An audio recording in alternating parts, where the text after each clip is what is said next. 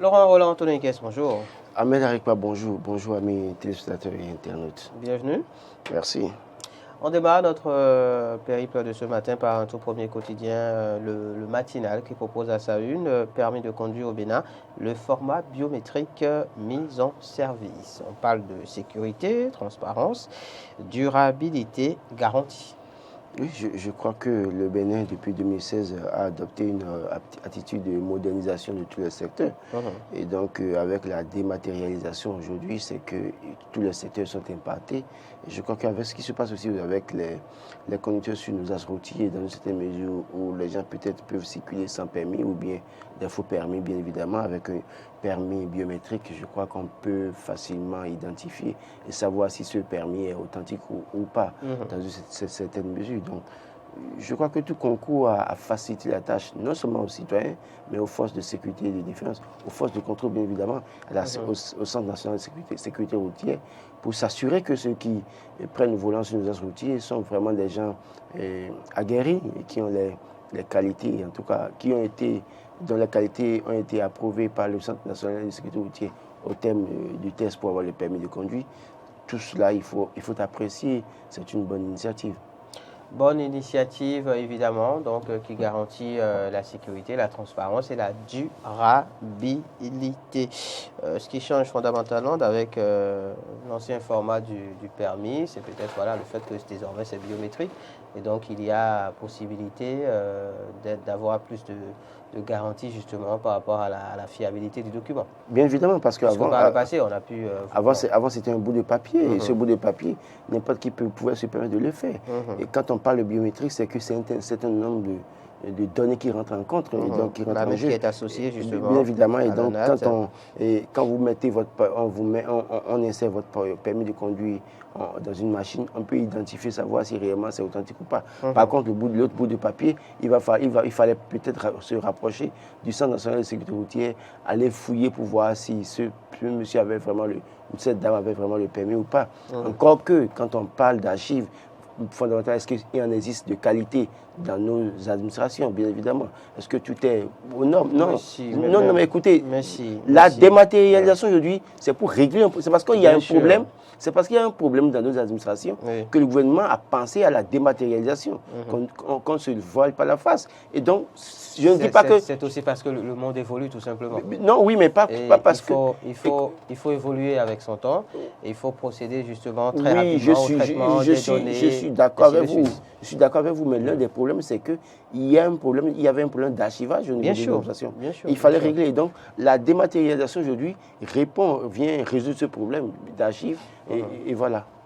Il y a un titre que je viens de découvrir à la une du quotidien La Nation. C'est vrai qu'on n'a pas pu vous proposer la une du dit quotidien ce matin, mais j'aimerais bien qu'on en parle, Laurent Roland Antonin, puisque c'est un fait majeur d'actualité.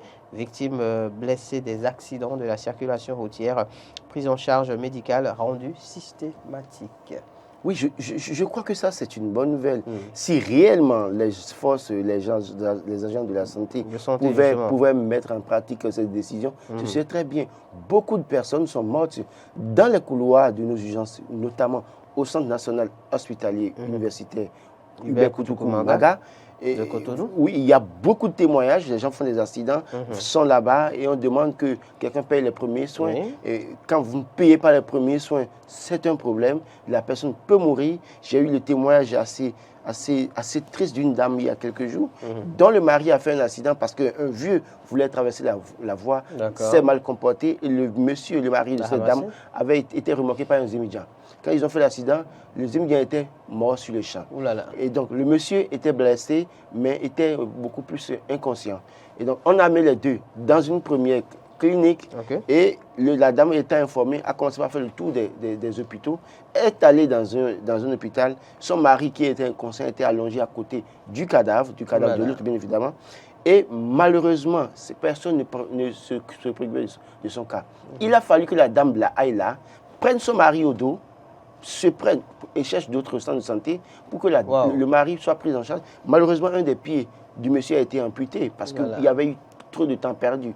Donc, il y a de ces cas dans nos hôpitaux. Des gens meurent parce que Parfois, ces gens, certains infirmiers, certains médecins oublient le serment qu'ils ont fait. Ils oublient qu'ils sont là pour servir. Et parce qu'il n'y a pas l'argent, on ne peut pas prendre soin de celui-là qui est en danger. Beaucoup de personnes, vous allez voir peut-être, certains vous diront qu'au service des urgences, parfois, ça pue. Excusez le terme. Bien sûr, vous savez que j'ai eu à passer une journée aux urgences, justement, du CNHU il y a beaucoup d'années, un peu plus d'une dizaine d'années, et je peux vous assurer qu'effectivement ça pue. Mais peut-être qu'aujourd'hui ça a changé. À l'époque en tout cas. Mais les témoignages qu'on reçoit, moi j'ai eu des témoignages, j'ai été là-bas deux fois, je ne peux pas vous dire, je ne supportais pas. Et c'est pourquoi je dis aux gens, faites attention sur nos axes routiers. Parce que quand vous tombez, il n'y a pas de prise en charge, il n'y avait pas de prise en charge automatique. Aujourd'hui, c'est systématique. J'ose croire que les gens ne trouveront pas d'autres moyens de ne pas prendre en charge. Parce qu'il peut arriver que quelqu'un vous dise, écoutez, je suis de garde de 8h à 18h. Voilà. Celui qui doit prendre la garde à 18h n'est pas là. Je m'en fous. Je rentre parce que ma famille m'attend. Alors qu'en réalité, quand vous prêtez ce serment d'Hippocrate, dans une certaine mesure, vous oubliez votre famille. Vous oubliez, vous préoccupez des autres d'abord. Donc, espérons que ces décisions, parce que beaucoup de décisions ont été prises dans ce pays, il se fait que parfois les acteurs qui sont concernés estiment qu'ils n'ont pas la motivation nécessaire pour mettre en œuvre cette décision. Nous allons souhaiter qu'ils aient pitié des populations, des Béninois comme eux, et pas, je ne dirais pas Béninois parce qu'il y a des étrangers aussi au Bénin, des hommes comme eux, et qu'ils aient la pitié nécessaire pour les prendre en charge de façon systématique. Une décision qui vient à point nommé en tout cas, puisque nous sommes en période de fête de fin d'année, période caractérisée. Ce n'est pas parce qu'on a dit prise en charge systématique que les gens vont faire n'importe quoi. J'y viens justement, une période caractérisée malheureusement par beaucoup d'accidents de circulation. Mais justement, comme vous le disiez, ce n'est pas une raison pour que les uns et les autres se livrent donc à tout acte qui pourrait les conduire justement à, on va dire, si vous permettez, à avoir ces genres d'accidents. À la fin de l'année, certains vous diront que la tante du village fait son bilan, l'homme du village fait son bilan, et que telle personne qui est contre vous fait son bilan, et que vous pouvez mourir, et que quand vous mourrez, on dit que c'est tel que... Écoutez, personne ne fait de bilan. C'est vous qui permettez à quelqu'un de faire un bilan. Si vous allez sur la voie, que vous faites attention, que vous faites attention sur la voie, personne ne vous comptera dans son bilan. Et donc, évitez de donner raison à ceux-là qui pensent que certains font leur bilan. Ils n'ont pas fait leur bilan en tout cas. Je dis, moi, je ne serai pas dans leur bilan. Et ma prière, c'est que chaque Béninois se mette dans la tête qu'il ne sera pas dans le bilan d'un cuidam. Et pour ce faire, justement, il faut faire attention à soi. Il faut savoir évidemment manger, savoir boire, savoir aussi où mettre les pieds, savoir se tenir en circulation. Respecter le code de la route. Évidemment, la liste elle est longue. En parlant justement de fête de fin d'année, Laurent Roland-Antonin Henriquez, Dynamisme Info titre ce matin, situation sociale et fête de fin d'année, ça chauffe dans les poches. Oui, mais c'est... Est-ce le cas chez vous aussi? C'est le cas dans vos poches. Je rends grâce à Dieu, ce n'est pas nécessairement le cas chez moi. D'accord. Moi, je ne vais pas peut-être être ingrat envers Dieu. Dieu m'a donné le minimum qui pourrait m'aider à être plus ou moins à l'abri du besoin. Mais je dis, je vis dans des milieux, et je vois que des gens souffrent. On a beau dire, on a augmenté le salaire il y a quelques jours. Ce n'est pas tout le monde qui a augmenté le salaire. Donc, les fonctionnaires peuvent vous... De toute façon, les salaires ne sont même pas encore tombés. Donc. Voilà. Et donc, il y a ce problème. Non. C'est-à-dire, quand vous savez que vous aurez l'argent, oui, c'est vrai. On dit enfant, à quoi le but d'occupé. C'est ça. Ça veut dire que quoi? Ceux qui ont augmentation peuvent se permettre d'aller faire un prêt. Bien sûr. Qui vont rembourser en janvier. Bien sûr. Mais l'artisan qui n'a pas vendu dans le mois de novembre, décembre, et septembre, novembre, décembre, septembre, octobre, novembre, décembre, qui doit payer la scolarité de ses enfants. Et l'école qui envoie une liste pour un message pour dire qu'il faut envoyer les cadeaux des enfants. Oui. Et les enfants savent les enfants savent qu'il faut donner des cadeaux à l'école. Et si vous n'achetez pas de cadeaux pour votre enfant, peut-être que c'est comme si vous étiez un incapable. Donc parfois, il y a cette pression des écoles aussi. Et il y a après ça ce qu'il faut faire pour les enfants. Des tenues pour les enfants, faire à manger le jour le 1er, entre le 25 décembre, le 1er janvier, prendre à boire, des amis qui viendront vous rendre visite pour pour chercher à peut-être partager un repas avec vous. Autant de choses. Et donc, tout ça, là, quand mis dans la balance, les gens sont soucieux. Les gens ont des soucis, ont des problèmes, ne savent pas à qui aller le dire. C'est assez difficile. Et donc, oui, ça chauffe dans les poches.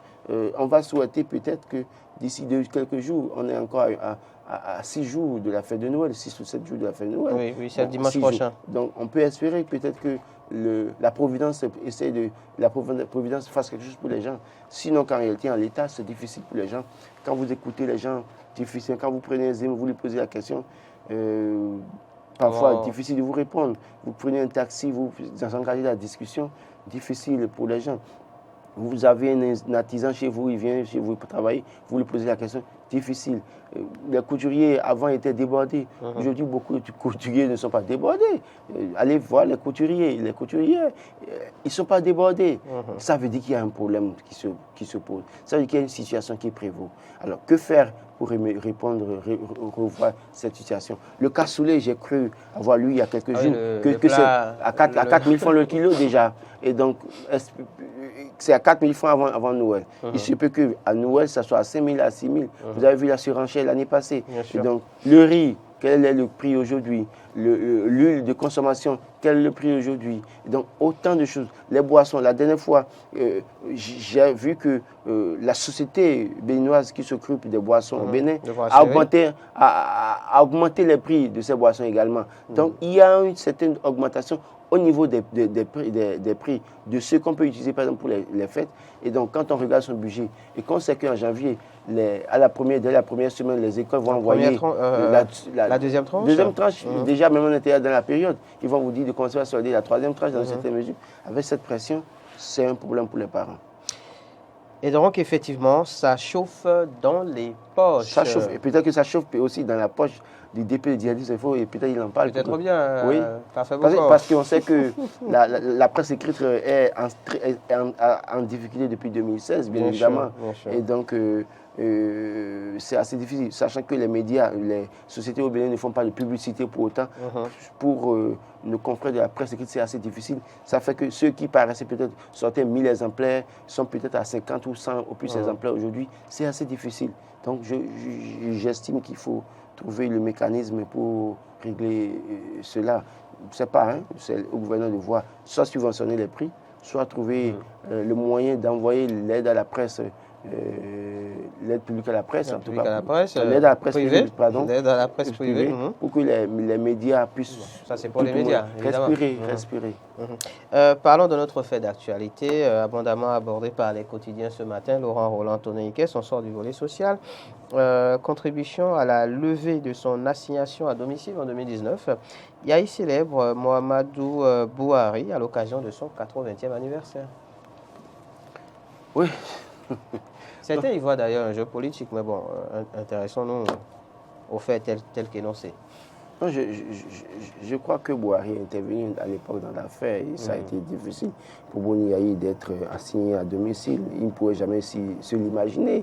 Lui qui était chef d'État pendant 10 ans. Et quand donc, on a fait Niawé, bien évidemment. Et que quelques mois après, on se retrouve assigné à résidence. Quand on se permet de s'échauffer au stade de l'amitié pour se préparer pour la compétition et que malgré tout ça, qu'on soit peut-être réduit au silence et qu'on soit enfermé dans une maison, incapable de bouger son orteil, et qu'il a fallu, l'intervention d'un chef d'État, c'est une chose. Je veux bien croire que vraiment c'est l'intervention de Bouhari qui a peut-être amener Talon à fléchir. Bien évidemment, peut-être que Talon à un moment donné a compris que bon, l'élection est partie, tout est calme maintenant, je peux me permettre de le laisser. De toute façon, oui, aller célébrer Mohamedou Bouhari aujourd'hui, c'est un acte de reconnaissance parce que ce n'est pas le seul chef d'État qui a intervenu dans la situation à l'époque. Donc, même si son intervention n'avait pas pour autant fait fléchir Patrice Talon, il est normal qu'il le reconnaisse parce que les différentes interventions ont certainement amené le président de la République, Patrice Talon, à revoir sa position, à maintenant fléchir. Voilà. On va recevoir en plateau dans les instants à suivre Modeste Runde-Pondi. Ce sera dans l'actu décalé de manière spéciale aujourd'hui. L'actu décalé est consacré donc à la Coupe du Monde Qatar 2022, laquelle compétition s'est achevée hier par une finale âprement disputée par deux grandes nations de football. Et donc, pas de chronique sport à proprement parler aujourd'hui sur Matin d'Éden. Mais avant que justement de recevoir Modeste Runde-Pondi en plateau, Laurent Roland Tonei-Ikes, finissons par ce tout dernier fait d'actualité. Confédération africaine de football, le Bénin dépose un dossier commun pour l'organisation de la CAN 2025. Oui, nous avons un gouvernement ambitieux depuis 2016, donc ça ne devait pas surprendre. Et sachant que nous avons un ministre des Sports assez dynamique qui veut toujours être devant de la scène, bien évidemment avec un président de la Fédération béninoise de football, et ces personnes qui sont dans la dynamique du chef de l'État. Organiser une coupe, c'est mettre la lumière sur son pays. Absolument. Parce que dans beaucoup de pays, aujourd'hui, on ne connaît pas le Bénin. Même si on a peu commencé par parler du Bénin dans certains pays, quand vous discutez avec des gens sur Internet que vous connaissez, qui sont des partenaires pour vous, et que vous écrivez avec eux, vous dites je suis du Bénin, on vous dit mais où se trouve le Bénin? I'm from Benin. Oh, yes. on dit où est situé le Bénin? Et donc vous devez pouvoir identifier le Bénin à partir du Nigeria. Parce Not que far from Nigeria. Yes. Donc vous voyez un peu, c'est difficile. Moi, il m'est arrivé plusieurs fois dans mes partenariats, mes relations avec des gens avec qui je travaille, parce que il m'est arrivé parfois, c'est moi qui propose à ces personnes des services et je fais un travail avec eux. Mais quand je leur propose des services, je leur montre, je mets dans la balance mes compétences, ils valident tout. Mais un problème se pose. Vous êtes d'où? Je suis du Bénin. Je suis du Bénin. Le Bénin est localisé où? Automatiquement, quand ils commencent à chercher, ils disent mais comment ça se passe? Je suis obligé de localiser le Bénin à partir du Nigeria et dans une certaine mesure pour dire c'est un pays de l'Afrique de l'Ouest qui partage la frontière avec le Burkina Faso, pas loin du Mali, autant de choses. Donc, quand vous organisez une CAN comme ça, vous mettez votre pays en lumière, les gens arrivent à identifier parce que le football rassemble les peuples. Absolument. Donc, les Américains ont envie de suivre la CAN, comment ça se passe. Les Européens ont envie de suivre, les Asiatiques ont envie de suivre pour identifier des joueurs qui pourront acheter pour leur club, bien évidemment. Donc, à partir de ce moment, des gens dans leur pays aussi ont envie de suivre les matchs. C'est une bonne chose. On va souhaiter que cette demande soit acceptée. C'est vrai que le Nigeria a eu l'expérience déjà. On connaît le Bénin maintenant fera l'effort avec le Nigeria de faire l'expérience. Et il va falloir aussi réaménager certains stades dans notre pays, parce que le stade général Charles de Gaulle de Porto-Novo, pour moi, il faut aller revoir les choses à ce niveau. On a beau dire que ça a été rénové à un moment donné, mais ça ne répond pas, en tout cas à mon avis.